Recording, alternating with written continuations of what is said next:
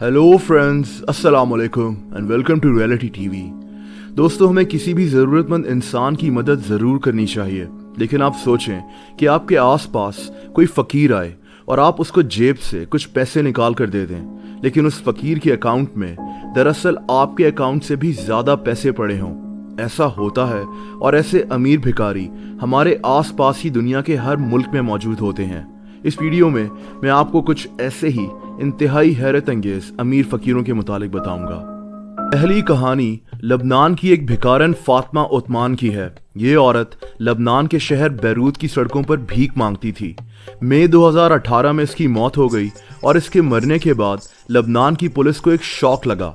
बरतानवी अखबार mail online के मुताबिक 52 साला फातिमा के पास $3,500 जितनी रकम कैश में मौजूद थी, यानी तकरीबन 5 लाख रुपए।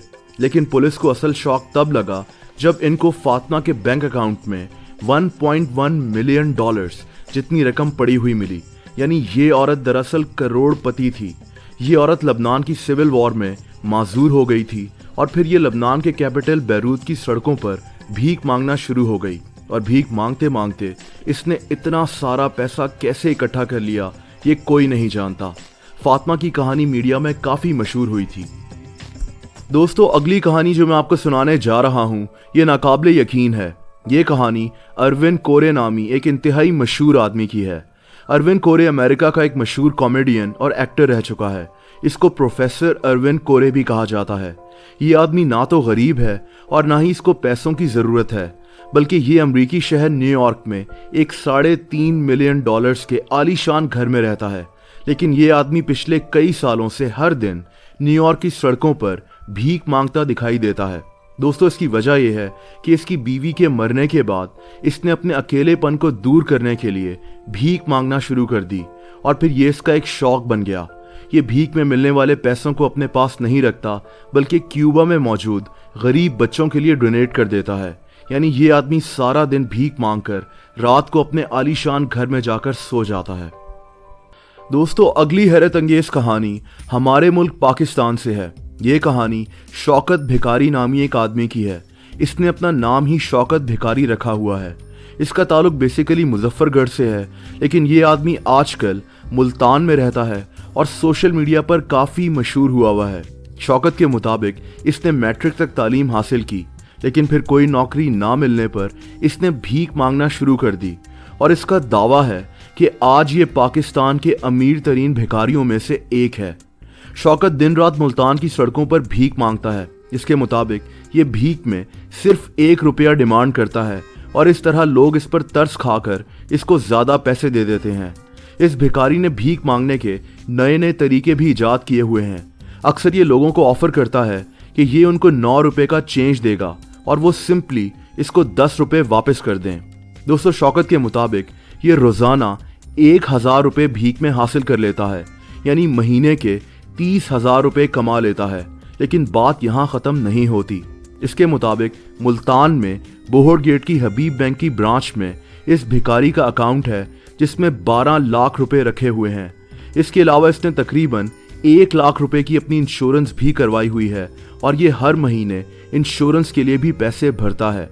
अब आप सोचें कि अगर आप मुल्तान में रहते हैं तो शायद आपने कभी इस आदमी को पैसे दिए हों, जबकि इसके अकाउंट में शायद आपके अकाउंट से भी ज़्यादा पैसे पड़े हों।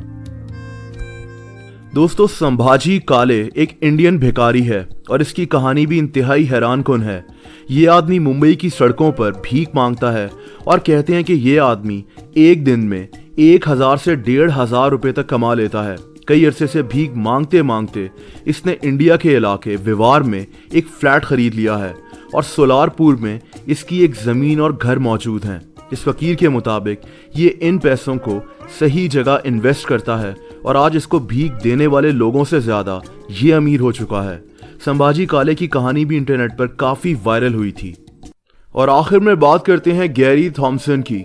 अमेरिका से ताल्लुक़ रखने वाला ये भिखारी अमरीकी रियासत टेक्सास की सड़कों पर भीख मांगा करता था। ये एक व्हील चेयर पर बैठा होता था और कहता था कि ये चल नहीं सकता और अपने हाथों का इस्तेमाल भी काफ़ी मुश्किल से करता है। इसका ये दावा था कि ये ठीक से बोल भी नहीं सकता और दिमागी तौर पर स्टेबल नहीं है। लेकिन दोस्तों, ये सब एक झूठ था और इसका ये फ्रॉड कुछ अरसा पहले पकड़ा गया।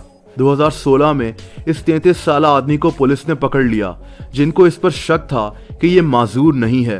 पुलिस का ये शक ठीक था।